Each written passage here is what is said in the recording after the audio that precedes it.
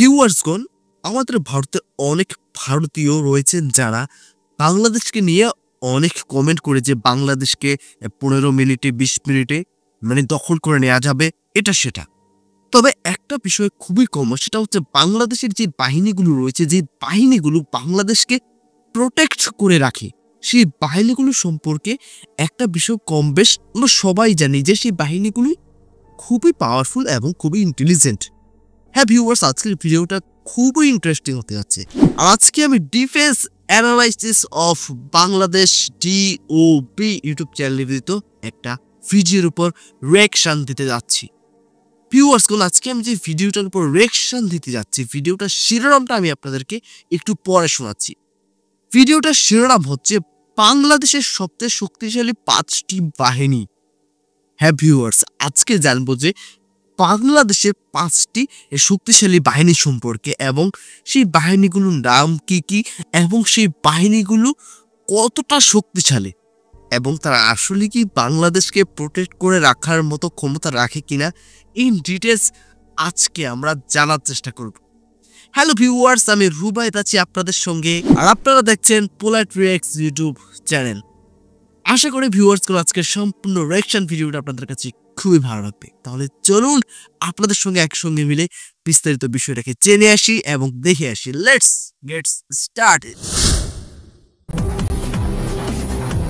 বাংলাদেশ পৃথিবীর 40তম শক্তিশালী দেশ। তবে এই দেশে রয়েছে একাধিক বাহিনী। তার মাঝে সবচেয়ে শক্তিশালী 5টি বাহিনী এবং তার সক্ষমতা তুলে ধরব আজকের প্রতিবেদনে। এই তালিকায় 5ম অবস্থানে থাকবে বাংলাদেশ আনসার। বিস্ময়কর মনে হলেও এটাই সঠিক, কারণ বাংলাদেশ আনসারের সংখ্যা আকাশচুম্বী। পৃথিবীর সবচেয়ে বড় আধাসামরিক বাহিনী বাংলাদেশ আনসার, যার বর্তমান সংখ্যা 50 থেকে 70 লক্ষ কিংবা তার চেয়েও বেশি। তবে সকল আনসার অস্ত্র চালাতে সক্ষম নয়। আধুনিক রাইফেল অপারেট করতে সক্ষম 15 থেকে 20 লক্ষাধিক আনসার সদস্য। তবে সময়ের সঙ্গে এই সংখ্যা বৃদ্ধি করা হচ্ছে। বাংলাদেশ আনসার রয়েছে স্পেশাল ফোর্স, যার দক্ষতা বিশ্বমানের বলা যায়। বর্তমানে আনসার বাহিনী পরিচালনা করে বাংলাদেশ সেনাবাহিনী, কারণ এই বাহিনীর দায়িত্ব পালন করেন একজন মেজর জেনারেল। যুদ্ধকালীন সময়ে বাংলাদেশ সৈনিক সংকটে পড়বে, কারণ বাংলাদেশ সেনাবাহিনীর সংখ্যা পর্যাপ্ত নয়। বিশাল এই ঘাটতি পূরণ করবে বাংলাদেশ আনসার, ফলে সেনাবাহিনীর সৈনিক সংকট থাকবে না। বাংলাদেশ আনসার বর্তমানে খুব বেশি সমরাস্ত্র অপারেট করে না, শুধুমাত্র হালকা সমরাস্ত্র অপারেট করে। তার মাঝে সবচেয়ে উল্লেখযোগ্য টাইপ 56 অ্যাসাল্ট রাইফেল, এছাড়াও লাইট মেশিন গান এবং general purpose machine gun operate করে। পাশাপাশি মর্টার এবং তুরস্কের তৈরি শটগান ব্যবহার করে। বাংলাদেশ আনসার এই সকল সমরাস্ত্রের কারণে কখনোই শক্তিশালী বাহিনীর তালিকায় 5ম অবস্থানে থাকার কথা নয়। শুধুমাত্র বাহিনীর আকার সবকিছু বদলে দিয়েছে।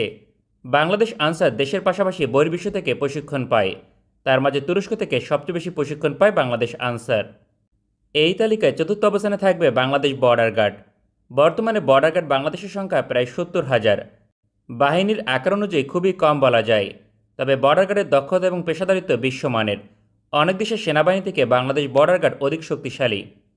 তাছাড়া মিয়ানমার সেনাবাহিনী থেকে বাংলাদেশ বর্ডার গার্ড অনেক বেশি দক্ষ, যার প্রমাণ ইতিমধ্যে দিয়েছে। বাংলাদেশ বর্ডার গার্ড সেনাবাহিনীর আদলে 6 মাস প্রশিক্ষণ পায়। এই বাহিনীও বাংলাদেশ সেনাবাহিনী দ্বারা পরিচালিত, কারণ বাহিনীর প্রধান হিসেবে বাংলাদেশ সেনাবাহিনী থেকে উচ্চপদস্থ কর্মকর্তাকে নিয়োগ করে। এক্ষেত্রে লেফটেন্যান্ট জেনারেল অথবা মেজর জেনারেল দায়িত্ব পায়। এই বাহিনী কতটা গুরুত্বপূর্ণ তার একটি উদাহরণ সাবেক সেনাপ্রধান জেনারেল আজিজ আহমেদ। 2016 সালে জেনারেল আজিজ আহমেদ বাংলাদেশ বর্ডার গার্ডের প্রধান ছিল। পরবর্তীতে বাংলাদেশ সেনাবাহিনীর প্রধান হিসেবে দায়িত্ব পান। বাংলাদেশ বর্ডার গার্ড দক্ষতার পাশাপাশি বেশ কিছু আধুনিক সমরাস্ত্র অপারেট করে। বাংলাদেশ বর্ডার গার্ডের পার্সোনাল গিয়ার্স বহুল অংশে সেনাবাহিনীর মতো, তাই সেনাবাহিনীর মতো আধুনিক অ্যাসাল্ট রাইফেল অপারেট করে, যেমন টাইপ 56 এবং BD-08। এই ধরনের আধুনিক রাইফেল পার্শ্ববর্তী দেশগুলোর বর্ডার গার্ড অপারেট করে না, যে কারণে এগিয়ে রয়েছে বাংলাদেশ বর্ডার গার্ড। পাশাপাশি লাইট এবং হেভি মেশিন গান। ভিউয়ার্সজন, বাংলাদেশের বর্ডার গার্ড সম্পর্কে একটা বিষয় বলি, সেটা হচ্ছে বাংলাদেশ বর্ডার গার্ড সত্যি খুবই সাহসী এবং খুবই প্রশিক্ষিত। এবং এই বাংলাদেশ বর্ডার গার্ডের অনেক ইতিহাস রয়েছে আমাদের ভারতের সঙ্গে, মিয়ানমারের সঙ্গে, যেখানে বাংলাদেশ বর্ডার গার্ড সবসময় বিজয়ী হয়েছে। এর দ্বারা কিন্তু একটা বিষয় সুস্পষ্ট, সেটা হচ্ছে বাংলাদেশের এই বর্ডার গার্ড কিন্তু কোনো যেন বাহিনী নয়, খুবই পাওয়ারফুল একটা বাহিনী। তাহলে চলুন ভিউয়ার্স বাকি অংশটা দেখে আসি। অপারেট করে। এছাড়াও ইউক্রেনের তৈরি ট্যাঙ্ক বিধ্বংসী ক্ষেপণাস্ত্র অপারেট করে। বাংলাদেশ বর্ডার গার্ড আধুনিক কোয়ালিটির সাজসজ্জান ব্যবহার করে। এছাড়াও রয়েছে ট্রান্সপোর্ট এবং লাইট অ্যাটাক হেলিকপ্টার। অদূর ভবিষ্যতে বাংলাদেশ বর্ডার গার্ড আরও বেশি আধুনিক হবে, কারণ এই বাহিনীর আকার শীঘ্রই 1 লক্ষ অতিক্রম করবে। পাশাপাশি পৃথিবীর বিভিন্ন দেশ থেকে যুক্ত হবে আধুনিক হাতিয়ার, যেমন অ্যাটাক ড্রোন কিংবা ট্যাঙ্ক বিধ্বংসী ক্ষেপণাস্ত্র। এই তালিকায় তৃতীয় অবস্থানে থাকবে বাংলাদেশ বিমান বাহিনী। সামরিক বাহিনীর একটি শাখা বাংলাদেশ বিমান বাহিনী। বর্তমানে এই বাহিনীর আকার 14 থেকে 18,000 পর্যন্ত। বাংলাদেশ বিমান বাহিনীর প্রশিক্ষণ এবং দক্ষতা নিয়ে প্রশ্ন তোলা সম্ভব নয়, কারণ এটাই বাংলাদেশের সবচেয়ে এলিট মাপকাঠি। বাংলাদেশ বিমান বাহিনী রয়েছে স্পেশাল ফোর্স, তবে আকৃতি অনুযায়ী বাংলাদেশ বিমান বাহিনীর অবস্থান তৃতীয় নয়। এই বাহিনী এগিয়ে থাকার অন্যতম কারণ সরঞ্জাম এবং সমরাস্ত্র। বিমান বাহিনী যুদ্ধকালীন সময় একটি গুরুত্বপূর্ণ ভূমিকা পালন করে। এই বাহিনীর সাপোর্ট ছাড়া যুদ্ধে জয়লাভ করা যায় না। রসদ এবং সমরাস্ত্র পৌঁছে দিতে একমাত্র ভরসা বাংলাদেশ বিমান বাহিনী। বাংলাদেশ বিমান বাহিনীর সামগ্রিক সক্ষমতা একেবারেই কম নয়, কারণ লজিস্টিক সাপোর্টের জন্য অসংখ্য বিমান এবং হেলিকপ্টার রয়েছে, তবে আক্রমণের জন্য তেমন যুদ্ধ বিমান নেই। তবে ভবিষ্যতে এই ঘাটতি আশা করা যায় থাকবে না। এই তালিকায় দ্বিতীয় অবস্থানে থাকবে বাংলাদেশ নৌবাহিনী। বর্তমানে বাংলাদেশ নৌবাহিনীর সংখ্যা 30 থেকে 35,000 পর্যন্ত। এই বাহিনীতে রয়েছে স্পেশাল ফোর্স।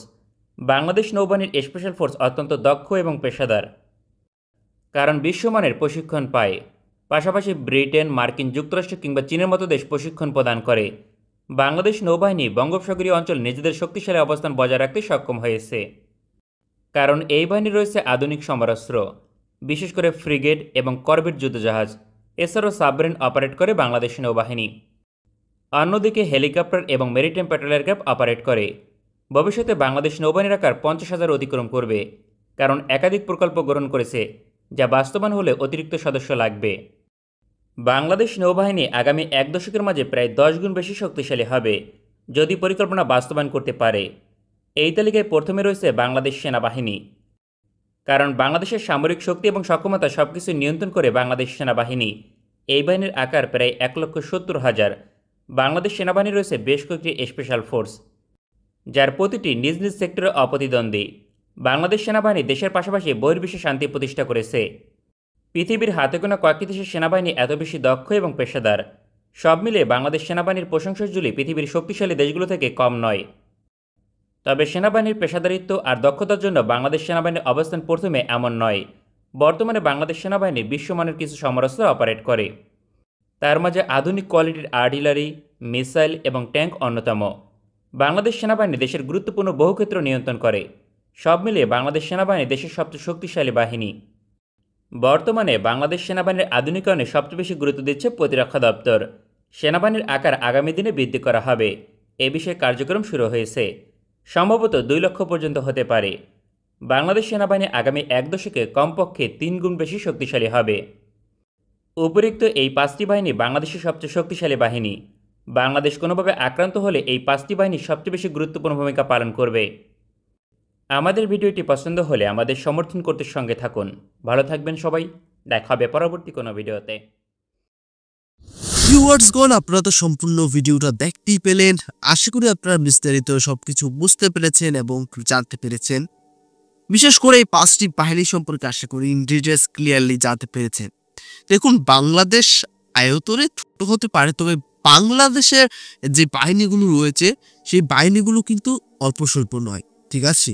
বাংলাদেশের যে প্যারামিলিটারি রয়েছে সেখানে কিন্তু অধিক সংখ্যক সৈন্য রয়েছে, যার মধ্যে অধিক সংখ্যকও কিন্তু অস্ত্র প্রশিক্ষিত হয়, মানে অস্ত্র চালাতে জানে। তাছাড়াও তো বাংলাদেশের বর্ডার গার্ড, বাংলাদেশ বিমান বাহিনী, নৌবাহিনী এবং বাংলাদেশ সেনাবাহিনী তো রয়েছেই। তো সব মিলিয়ে বাংলাদেশ কিন্তু আর পেছিয়ে নেই।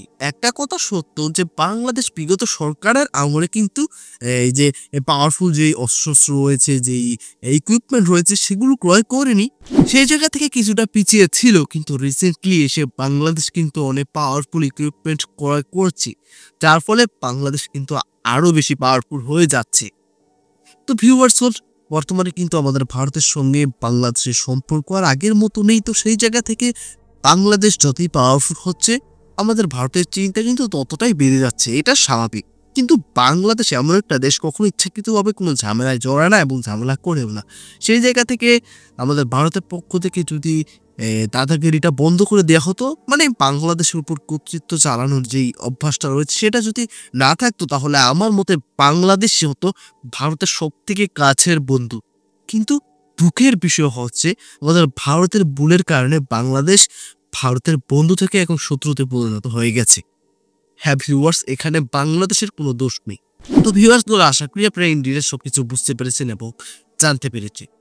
তো আজকের রিঅ্যাকশন ভিডিওটা আপনাদের কাছে কেমন লেগেছে অবশ্যই কমেন্ট করে জানাবেন। আর যদি ভালো লেগে থাকে আপনারা চাইলে কিন্তু আমার ইউটিউব চ্যানেলটাকে সাবস্ক্রাইব করতে পারেন, ভিডিওতে লাইক করতে পারেন, কমেন্ট করে আপনার মূল্যবান মতামত জানাতে পারেন। তো ভিউয়ার্স কোন আজকে আমার ভোকালটা হয়তো একটু অন্যরকম লাগছে, কারণ আমি একটু অসুস্থ। তো সবাই আমার জন্য প্রার্থনা করবেন যাতে সৃষ্টিকর্তা আমাকে খুব দ্রুত সুস্থতা দান করে। তো বিদায় নিচ্ছে এখানেই, দেখা হয় পরবর্তী কোনো একটা ভিডিওতে। ততক্ষণ পর্যন্ত সকলে ভালো থাকবেন, সুস্থ থাকবেন। Tata, bye bye.